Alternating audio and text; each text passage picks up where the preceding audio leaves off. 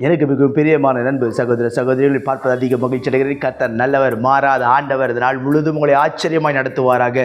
கர்த்தர் இந்த நாளை நமக்கு ஆசீர்வாதமாக்கி தரும்படிக்கு, கர்த்தர் நம்மை பலப்படுத்தும்படிக்கு கர்த்தர் சொல்லுகிற வார்த்தை என்ன என்று பார்ப்போம். அது 2 ராஜாக்கள் 10:10 சொல்லுகிறது. ஊழியக்காரரை கொண்டு சொன்ன வார்த்தையை அவர் செய்தார், சொன்னதை செய்தார் என்று அழகாய் ஒரு தீர்க்க தரிசன வார்த்தை இங்கே இருக்கிறது.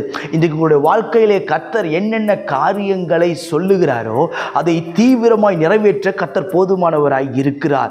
ஒருவேளை மனிதர்கள் சொல்லுகிற வார்த்தை விட்டு ஒருவேளை பின்வாங்கலாம்.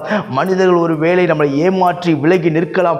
மனிதர்கள் நம்முடைய சூழ்நிலை நம்மை மறந்து போகலாம். மனிதர்கள் எல்லாம் நமக்கு தூரமாய் நின்று போகலாம். ஆனால் சொன்ன வார்த்தை குறித்து ஒரு நாளும் மறக்காத ஆண்டவர் நம்மோடு கூட இருக்கிறார்.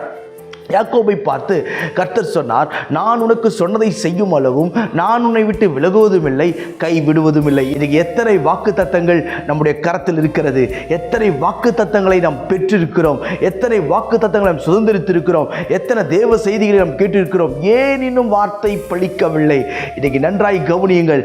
கர்த்தர் ஒரு வார்த்தை சொன்னாரே என்று சொன்னால் அது சொன்னதுதான். உங்களை ஆசீர்வதிப்பேன் என்று கர்த்தர் சொன்னால் சொன்னதுதான். உன்னை உயர்த்துவேன் என்று கர்த்தர் சொன்னால் சொன்னதுதான். உன்னை மேன்மைப்படுத்துவேன் என்று கர்த்தர் சொன்னால் சொன்னதுதான். அதில் எந்த ஒரு மாற்று கருத்தும் இல்லை. கர்த்தர் நம்மை ஆசீர்வதிக்க வேண்டுமேயானால் நாம் செய்ய வேண்டிய காரியம் என்ன என்று வேதவசனம் சொல்லுகிறது. அது எபிரேயர் 11வது அதிகாரம் 8வது வசனம் சொல்லுகிறது. விசுவாசத்தினாலே ஆபிரகாம் தான் சுதந்திரமாய் பெறப்போகிற இடத்திற்கு போகும்படிக்கு அழைக்கப்பட்ட போது கீழ்ப்படிந்து தான் போகும் இடம் இன்னதென்று அறியாமல் புறப்பட்டு போனான். அதில் இருக்கிற ஒரே ஒரு வார்த்தை என்ன தெரியுமா? கீழ்ப்படிந்து ஆபிரகாம் போகிறான். கீழ்ப்படிந்து புறப்பட்டு போகிறது. இன்றைக்கு கர்த்தருடைய வார்த்தைக்கு நீங்களும் நானும் கீழ்ப்படியும் போது, நீங்களும் நானும் கர்த்தருடைய வார்த்தைக்கு கீழ்ப்படிந்து நிற்கும் பொழுது, நிச்சயம் சொல்லுகிறேன், நீங்கள் எதிர்பார்த்திருக்கிற காரியங்களில் கர்த்தருடைய கரம் செயல்பட்டு உங்கள் தலையை உயர்த்த அவர் போதுமானவராய் இருக்கிறார். நீங்கள் விரும்பினது உங்களுக்கு கிடைக்கும். அவர் சொன்னதை அவர் செய்து முடிக்க போதுமானவராய் இருக்கிறார். நான் உங்களுக்காய் ஜெபிக்கட்டும். பரலோக பிதாவே, இந்த வார்த்தையெல்லாம் கேட்கிற அன்பு சகோதர சகோதரி ஒவ்வொருவருக்காய் ஜெபிக்கிறேன். நீர் வார்த்தையில் உண்மை உள்ளவர் என்பதை நிரூபிப்பீராக.